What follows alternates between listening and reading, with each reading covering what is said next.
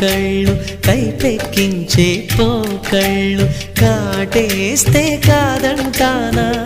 ఇప్పుడైనా వయసేమైనా సొగసేమైనా